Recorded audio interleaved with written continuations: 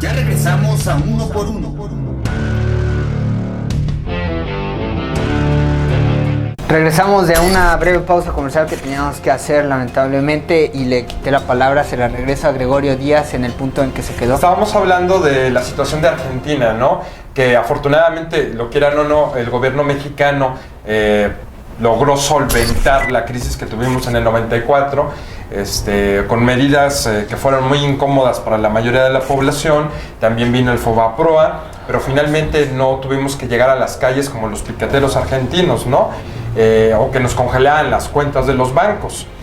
¿Qué fue el error de Argentina? Pues que estuvo vendiendo las paraestatales. Pero también hay que, y es justo decirlo, que esos gobiernos pues venían del peronismo y eran gobiernos populares, ¿sí? Pues tenían una tendencia también de bienestar social o enfocados hacia el socialismo o hacia un carácter todavía más paternalista, que es el problema que hemos tenido en México. Y Pemex funcionando como una caja chica siempre del gobierno mexicano. Entonces, sí habría que subsanar algunas cosas, pero creo que se necesita inversión, ya sea extranjera o se necesita privada, sí, para poder sostener lo que se le conoce como el patrimonio de los mexicanos. Yo en ese sentido no niego la inversión es necesaria, es justo, ¿no? Reestructurar Pemex. Por ejemplo, tenemos refinerías de los años 70, de los años 60 que no han tenido... Pero lo que sucedió fue que el gobierno extrajo y no reinvirtió. Sí, no ha invertido, entonces está ahí la tarea pendiente. Y ahora háganse cargo ustedes.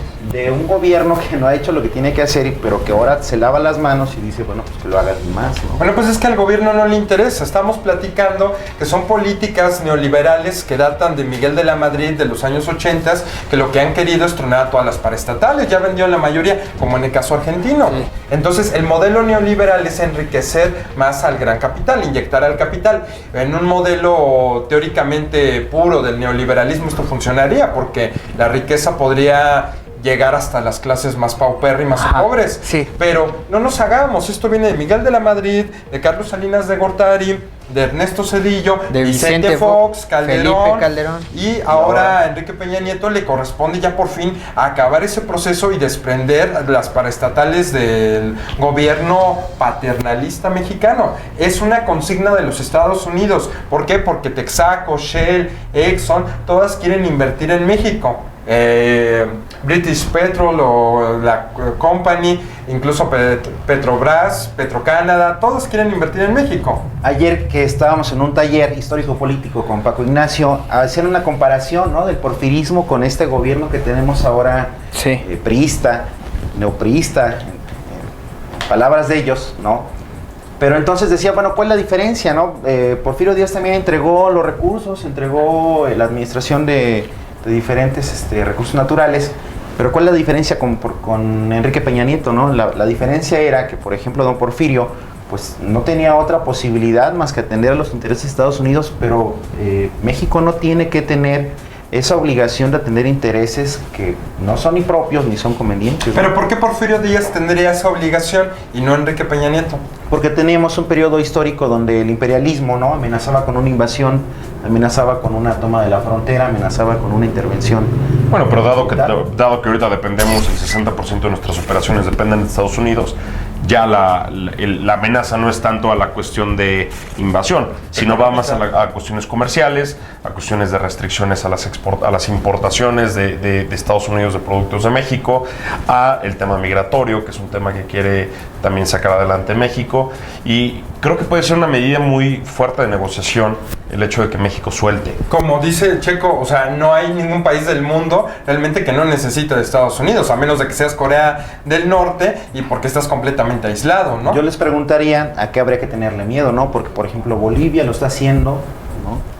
Pero Bolivia está apoyado Venezuela, por un bloque de países que están orientados hacia el socialismo, como Ecuador, un poco rescatando Chile, lo que se cree con Dilma en Brasil, con la hermana República de Cuba. Y el intercambio con Estados Unidos no es tan fuerte. Sí, nunca ha sido ese comercio tan fuerte. Y en ese sentido, por ejemplo, en la parte de la interrelación económica que tiene México con Estados Unidos, pues tiende cada vez a hacerse más dependiente sin tener que voltear hacia el sur, que es donde están los verdaderos aliados, ¿no? Sin caer en esta parte del socialismo en donde verdaderos quizá- aliados culturales, Neri, pero en la cuestión económica, que es la que interesa directamente a los países, es difícil. Hemos buscado un bloque económico con Sudamérica, pero tímido, porque también los gobiernos están orientados a la protección de los intereses de Estados Unidos.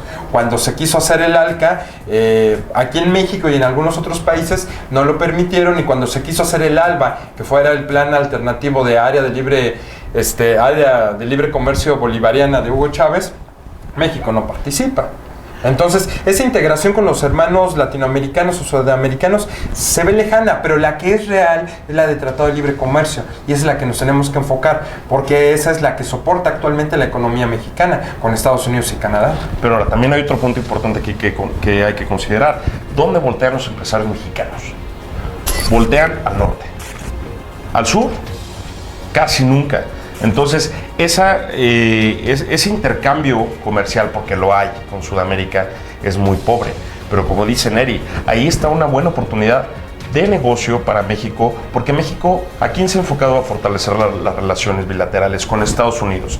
Pero nunca con la misma intención con alguno de los países sudamericanos o centroamericanos, No. porque el interés más grande va hacia el norte. Yo creo que, por ejemplo, el Tratado de Libre Comercio nos ha enseñado que no podemos hacer alianzas con alguien que nos lleva ventaja, ¿no? Y con alguien que nos lleva ventaja económica, ventaja tecnológica, ventaja sobre todo provechosa, ¿no? Porque el Tratado de Libre Comercio se hizo con el afán de que Estados Unidos tuviera abierta la puerta Sí. del norte, y no tanto que México tuviera la puerta abierta hacia Estados Unidos. Tienes razón, José Martí, este prócer cubano, decía que para llevar a cabo un tratado de comercio, de libre comercio con un país, era necesario que las economías de esos países firmantes fueran más o menos similares. La economía de México, bueno, más bien la de Estados Unidos, cuando se firma el TLC en el 94, es 25 veces más grande que la de México. A mí me gusta hacer la comparación, es como si habláramos del campo, Estados Unidos tuviera 25 tractores de primera generación, de la marca que ustedes quieran, y México tuviera un tractor usado. Sí. No, y espérate, Tartalado. y Estados Unidos le dice a México, te doy 10 años para que logres tener el nivel que nosotros tenemos. Para que te emparejes. ¿Cómo en 10 años se van a emparejar a una economía que nos lleva más de 50 años? Y pasaron. Y pasaron los 10 años. Sí, se y abrieron también nos completamente dormimos, las también nos fronteras. dormimos. Ah, claro, hubo ese... Con la década perdida. Sí, porque también era para que nosotros invirtiéramos, porque también Estados Unidos nos dijo, después de esos 10 años, prohibidos los subsidios. Y si vivías en un estado paternalista que estaba acostumbrado a subsidiar, ¿cómo le vas a hacer después cuando dejas desprotegidos o huérfanos al campo mexicano, no? Pero 10 años era un tiempo muy corto. En sí, la reforma energética tiene varios aristas. Por una parte tiene sus cuestiones positivas en el lado de la privatización, por otro lado tiene sus cuestiones negativas, ¿no? Entonces aquí lo que ustedes están defendiendo es que esta reforma a largo plazo va a ser algo negativo para el país. Esta reforma a largo plazo va a trastocar el país económicamente, socialmente, y de alguna forma lo va, por palabras mías, creo que va a encrispar, ¿no?, la crisis social en la que estamos sumergidos ahora, ¿no? Es una crisis social donde la pobreza juega un papel importante, y en donde la reforma energética no habla de subsanar este tipo de problemas, ¿no? Sí habla de reducir gastos de luz, de reducir gastos de gasolina, ¿no? Pero pues en ese sentido creo que a largo plazo va a ser mucho tiempo, ¿no? Entonces, decía hace rato el compañero, nos hemos dormido, pero nos vamos a dormir otro rato en lo que esa reforma, si es que funciona, tiene los efectos positivos que ellos han dicho que va a tener, ¿no? Sí, ahora también es inversión extranjera directa la que viene a Pemex, no es inversión nacional, o sea, la gran parte va a ser inversión extranjera, y tanta inversión extranjera que está trayendo México que nos estamos convirtiendo en empleados de empresas internacionales. Yo nomás quiero saber, en 10 años, ¿a quién le va a rendir cuentas a México? Porque no hay empresas mexicanas.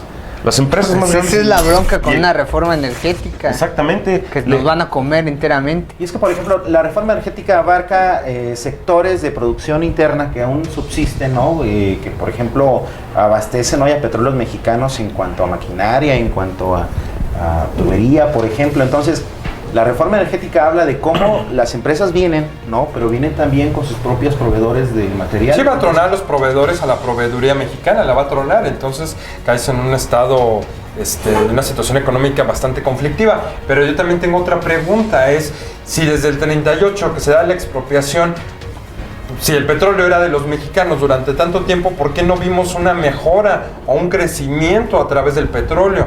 ¿Por qué hasta ahora que se busca privatizar se dice es que vamos a estar desprotegidos? Desde el 38 para acá, ¿nos ha beneficiado la expropiación? Sé que era su momento histórico, la coyuntura lo indicaba que tenía que hacerse, pero después, todos esos años que tenemos desde ya a partir de los 40 en adelante, ¿en verdad le dio al país? ¿Qué le dio?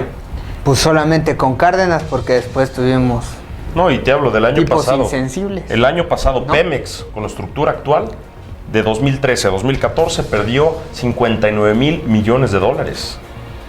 Lo cual habla de una empresa que no está siendo eficiente. Habla de una empresa ¿Por qué no? eficiente, que está... Por los legisladores, por el presidente, por los sindicatos corruptos. Está corrompida, ese es el principal talón de Aquiles de petróleo, ¿no? Entonces, hubo un momento en el que, es más, yo me atrevo a decir que ahora, sin reforma energética, nos beneficiamos, ¿no? Estos subsidios de la gasolina que le han ido quitando poco a poco, han afectado a la economía familiar en sus estratos más bajos, porque, por ejemplo, no aumenta la gasolina, pero a la gente le suben el pan, le suben la leche, le suben el huevo, y es ahí donde se empieza a transformar todo este entorno en algo negativo. Y el salario mínimo sigue Y igual. el salario mínimo sigue igual, ¿no? Sí. Vivimos en un país donde los precios han aumentado mucho más de lo que ha aumentado el salario mínimo. Pero una pregunta que va en torno a la energía. Morena tiene una propuesta de energías renovables. Estamos hablando que no quieren que se apruebe, o bueno, quieren echar atrás la reforma energética como está planteada. Pero se han preocupado por las energías renovables, por saber que tenemos posibilidad de construir más hidroeléctricas, de parques eólicos y también experimentar con el biodiesel. O sea, no es posible que nosotros que producimos tanto maíz lo estemos comiendo cuando se puede aprovechar para energía como combustible en los automóviles.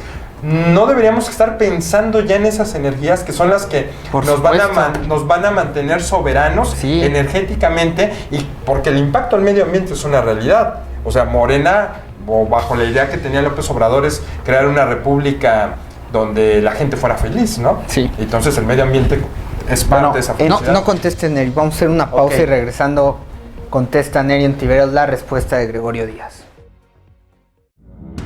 Ya regresamos a Uno por Uno.